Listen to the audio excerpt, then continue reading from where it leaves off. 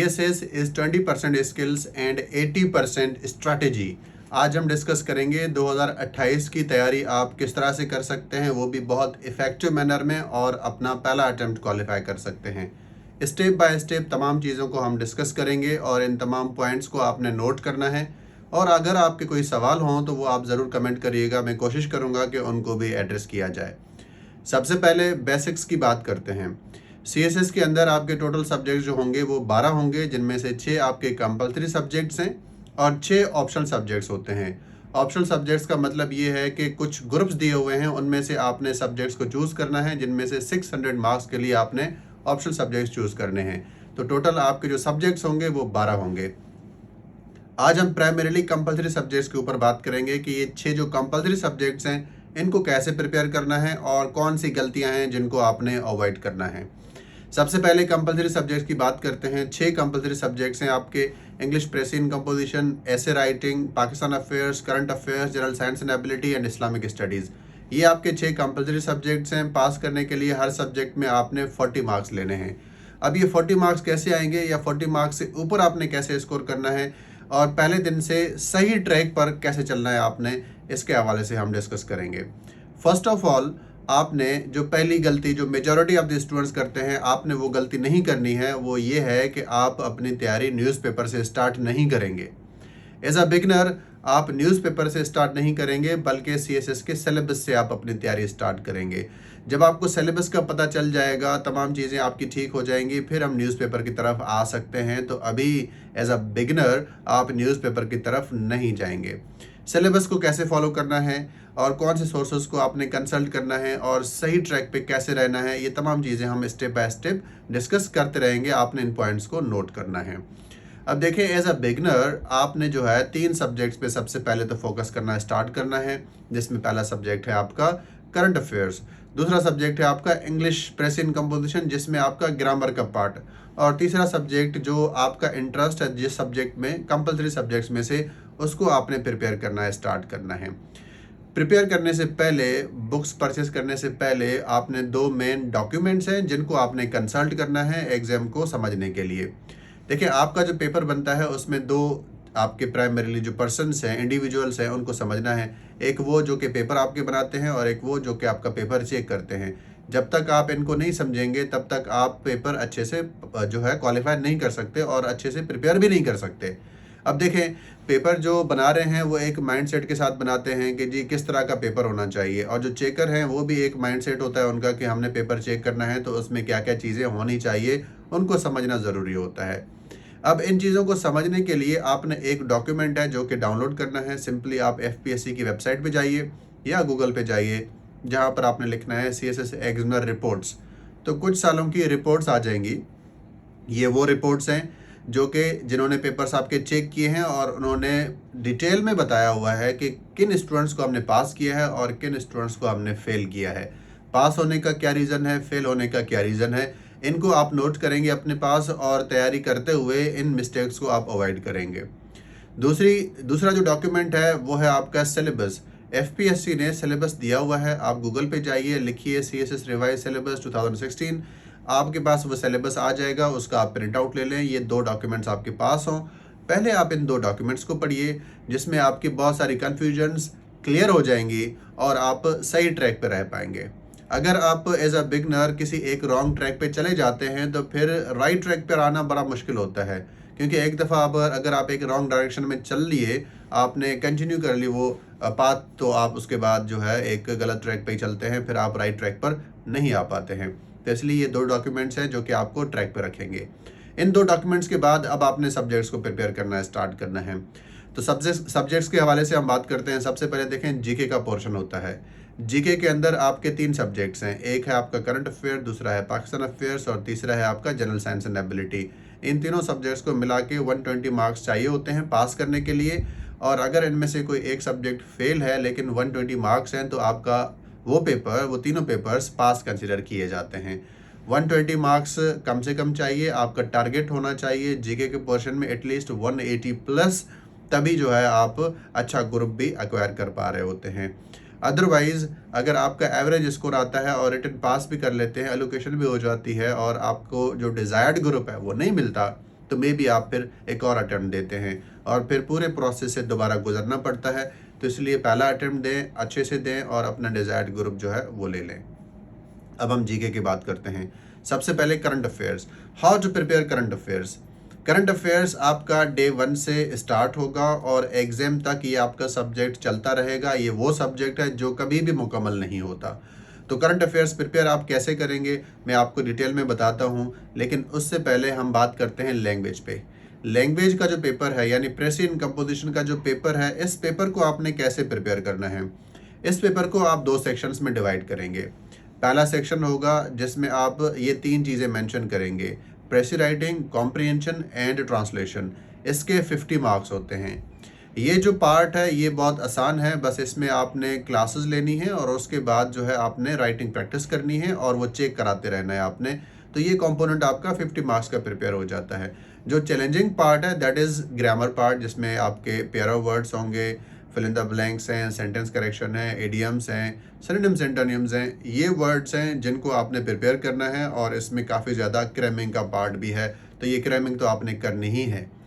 तो अब ये जो ग्रामर का पार्ट है इसको प्रिपेयर करने से पहले आपने ये समझना है कि आप कहाँ स्टैंड करते हैं, आपकी अंग्रेज़ी कैसी है।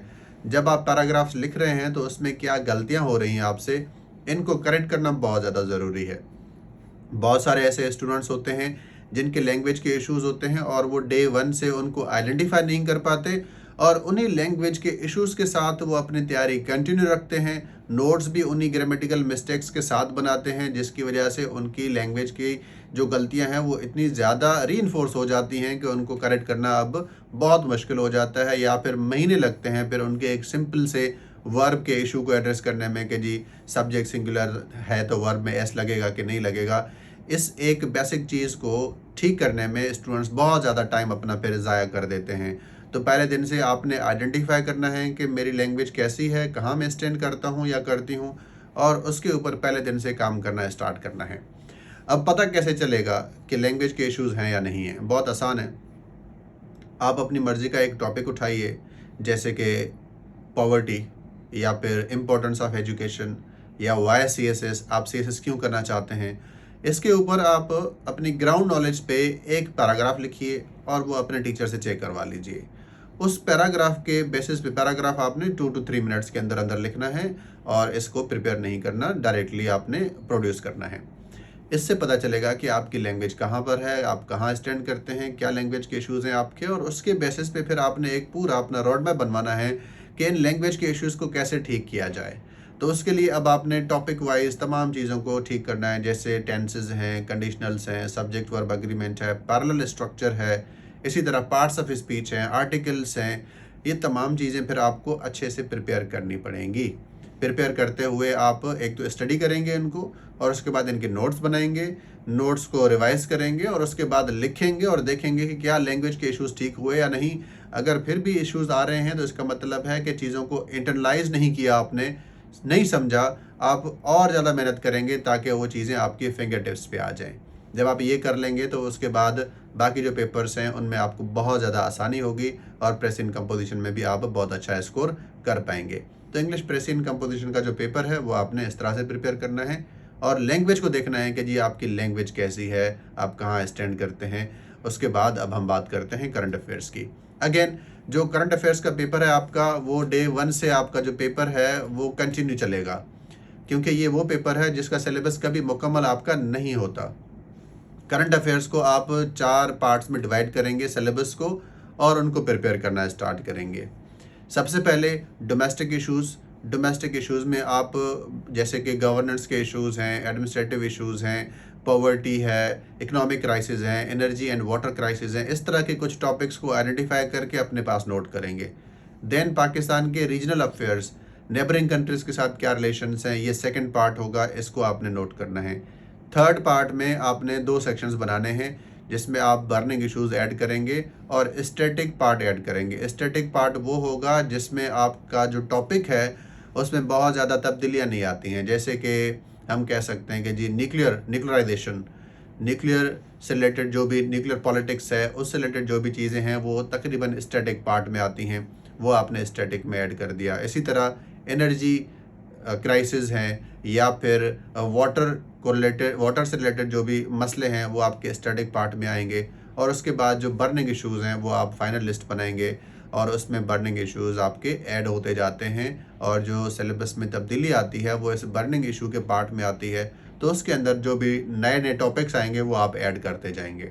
बर्निंग इश्यूज़ में जैसे कि मिडिल ईस्ट क्राइसिस है, इंडो पैसिफिक रीजन है, वेनेजुला क्राइसिस है, अफ़गान इशू है, देन क्लाइमेट से रिलेटेड इश्यूज़ हैं, रशिया यूक्रेन क्राइसिस है। ये जो क्राइसिस हैं ये बर्निंग इश्यूज़ के अंदर आपके आते हैं, तो इनको आपने नोट करना है। नोट करने के बाद आपने इन टॉपिक्स को रीड करना है और हर टॉपिक को प्रिपेयर करते हुए उसको 360 पर्सपेक्टिव में आपने प्रिपेयर करना है। और अगर आप चाहते हैं कि 360 पर्सपेक्टिव में एक टॉपिक कैसे प्रिपेयर होता है तो उसका कमेंट करिए, मैं नेक्स्ट वीडियो बना के उसमें आपको बताऊंगा कि 360 पर्सपेक्टिव में एक लेक्चर को जो है वो किस तरह से आपने कवर करना है। करंट अफेयर्स का जो पेपर होगा उसमें 360 पर्सपेक्टिव में एक टॉपिक कैसे कवर होगा उसको भी फिर हम डिस्कस करेंगे और वो भी टॉपिक आपका कवर हो जाएगा। मूविंग ऑन, बर्निंग इश्यूज़ के बाद अब आप क्या करेंगे, टॉपिक को पढ़ेंगे ऑथेंटिक रिसोर्सेज से अगेन। अब आप यहाँ पर रिसर्च पेपर्स, आर्टिकल्स और मैगजीन्स को कंसल्ट कर सकते हैं। आपने क्वालिटी कंटेंट प्रोड्यूस करना है। अगर आपका कंटेंट क्वालिटी कंटेंट नहीं है, सब स्टैंडर्ड मटेरियल है, तो मार्क्स आपको नहीं मिलते। इसलिए क्वालिटी कंटेंट पढ़ेंगे, वो सोर्सेज कंसल्ट करेंगे जो प्रीमियम सोर्सेज हैं, जो कि इजीली अवेलेबल और एक्सेसिबल नहीं हैं। तो वो सोर्सेज अगर आप कंसल्ट करते हैं तो आपकी तैयारी बाकी स्टूडेंट से बहुत ज़्यादा डिफरेंट हो जाती है और आप बहुत अच्छा स्कोर भी कर पाते हैं। और एग्जामिनर आपके पेपर को पढ़ के इम्प्रेस भी होता है कि आपने कुछ पेपर में नया प्रोड्यूस किया है, कुछ ओरिजिनल चीज़ें आपने पेपर के अंदर लिखी हैं। अदरवाइज चेकर्स को ये लगता है कि इन्होंने सब ने जो है एक ही कॉपी पढ़ी है, एक ही किताब कंसल्ट की है और वहीं से सारे आइडियाज़ लिखे हैं, जिसकी वजह से चेकर के लिए बहुत ज़्यादा मुश्किल हो जाती है कि आप मार्क्स किस बेसिस पे दें। तो इसलिए क्वालिटी कंटेंट कभी भी इसको कंप्रोमाइज़ आपने नहीं करना है। नोट्स बनाने हैं आपने अब इन तमाम सेक्शंस के। नोट्स बनाने के टाइम पर अब करंट अफेयर्स के नोट्स आप सॉफ्ट फॉर्म में यानी PDF में बनाना चाहें लैपटॉप पे तो भी बना सकते हैं। अगर आप लिखना चाह रहे हैं कॉपी पे तो भी कर सकते हैं। It is up to you कि आपको जो आसान लगे आप वो कर सकते हैं। एफिशिएंसी होनी चाहिए कि कितना जल्दी कौन सा काम हो सकता है आप वो करेंगे। शॉर्टकट्स फॉलो नहीं करने हैं, एफिशिएंसी के ऊपर आपने काम करना है। नोट्स कैसे बनाएंगे, आप मीडियम नोट्स बना सकते हैं और क्रैश नोट्स या शॉर्ट नोट्स बना सकते हैं। Again it depends. अगर आपको लगता है कि एक मेन हेडिंग आ गई, उसके बाद एक सब हेडिंग आ गई और उसकी एक वन लाइन अगर आपके पास है तो उसके बाद आप उसके ऊपर खुद ही एक पैराग्राफ डेवलप कर सकते हैं, तो आप बहुत ज़्यादा क्रिस्प, कंसाइज, मीडियम या शॉर्ट नोट्स बना सकते हैं। लेकिन अगर आपको लगता है कि जब तक मैं स्टडी ना करूं, पैराग्राफ्स ना पढूं, तब तक मुझसे लिखा नहीं जाता, तो फिर आप अपने डिटेल्ड नोट्स बनाएंगे। ये strategy student to student vary करेगी और आपने देखना है कि what are your strengths and weaknesses और उसके अकॉर्डिंग आपने अपने नोट्स बनाने हैं। और अगर आप अकेडमी के नोट्स अवेल करना चाहते हैं तो अगेन आप गिवन नंबर पे कांटेक्ट करिएगा, तो वो नोट्स भी जो है दीज आर पेड नोट्स वो भी आपको मिल सकते हैं, उनको भी आप एक्सेस कर सकते हैं, उनसे भी आपको काफ़ी ज़्यादा हेल्प हो जाएगी। आगे चलते हैं। तो इस तरह से आप करंट अफेयर्स अपना प्रिपेयर करेंगे। देन बात करते हैं हम पाकिस्तान अफेयर्स की। Pakistan affairs is one of the least scoring subjects. बहुत कम स्कोर आता है इस सब्जेक्ट के अंदर।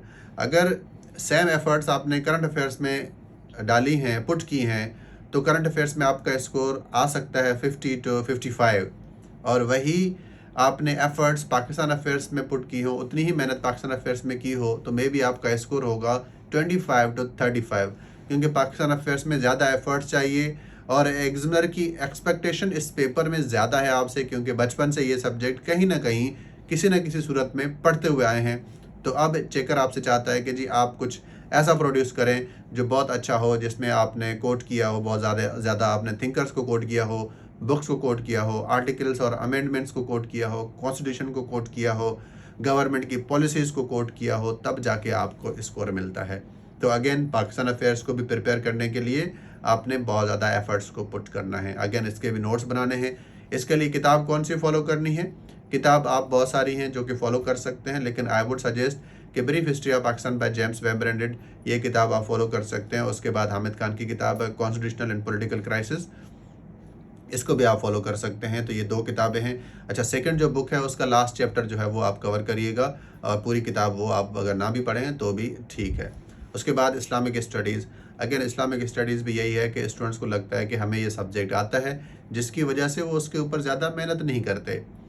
3 सब्जेक्ट्स आपके बहुत ज़्यादा टफ होते हैं और स्टूडेंट्स को टफ टाइम देते हैं, जिनमें पहला है एसे राइटिंग, दूसरा है प्रेस इन कंपोजिशन और तीसरा है Islamic studies.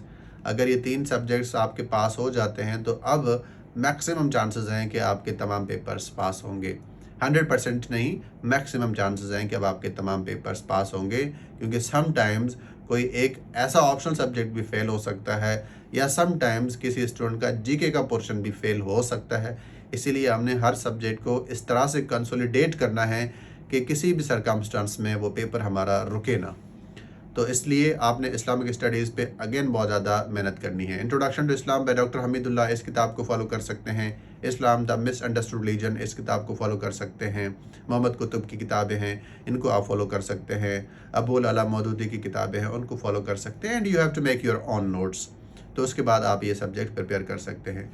General science and ability, ये जो जीके का पोर्शन है, current affairs, Pakistan affair, general science and ability, ये जो सब्जेक्ट्स हैं इनमें सबसे ज़्यादा स्कोर देने वाला सब्जेक्ट जो है वो है general science and ability.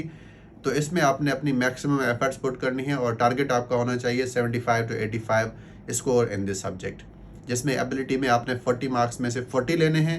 MCQs में इसमें आपने 20 एमसीक्यूज़ होते हैं, तो इनमें से आपने 18-19 सही करने हैं और बाकी जो थियोरेटिकल पोर्शन है उसका, उसमें आपका टारगेट होना चाहिए कि 25 to 30 मार्क्स आप लें। तो आप 75 to 85 तक का आप अपना टारगेट सेट करेंगे इसमें, जिसमें एबिलिटी में बहुत ज़्यादा एफर्ट्स पुट करेंगे ताकि इस सब्जेक्ट के अंदर आप स्कोर कर सकें। किताब आप इसके लिए कोई भी फॉलो कर सकते हैं। उसके बाद आपका जो सब्जेक्ट है that is essay writing. Essay writing के 2 मेन कंपोनेंट्स होते हैं। एक कंपोनेंट है जिसको हम कहते हैं फ्रेमवर्क और दूसरा जो कंपोनेंट होता है उसको हम कहते हैं content. Framework of the essay में introduction, thesis statement, outline, body paragraphs, transition sentences, phrases, ये तमाम चीज़ें जो हैं डिकंस्ट्रक्शन ऑफ द एसे, ये आपके एसे के फ्रेमवर्क की चीज़ें हैं। फ्रेमवर्क स्टूडेंट बहुत जल्दी सीख लेता है, लेकिन उसके बाद भी वो फुल एसेज नहीं लिख पाते, क्योंकि फुल एसे लिखने के लिए हमें फिर अब कंटेंट भी चाहिए होता है। तो कंटेंट भी अगेन हमारे पास 2 तरह से आ सकता है।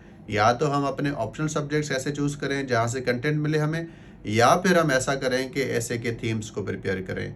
और अगर आप चाहते हैं कि मैं ऐसे पे डिटेल्ड वीडियोस बनाऊं, आपको गाइड करूं कि ऐसे को कैसे अटेम्प्ट करना है, प्रिपेयर करना है, तो ज़रूर कमेंट करिएगा। कोशिश करूंगा कि मैं आपको गाइड करूं ऐसे के हवाले से भी। और वो स्टूडेंट्स जो CSS 27 या 28 की तैयारी करना चाह रहे हैं और अटेम्प्ट में अपीयर होकर अपना अटेम्प्ट क्वालिफाई करना चाहते हैं, तो वो ऑन कैंपस विजिट कर सकते हैं torch bearer CSS academy Karachi, या गिवन नंबर पे व्हाट्सएप पे कांटेक्ट करेंगे और आपकी जो क्वेरीज हैं वो आप ज़रूर ड्रॉप करिए, मैं उनको भी एड्रेस करने की कोशिश करूँगा। नेक्स्ट वीडियो में मिलेंगे, अपना ख्याल रखिए।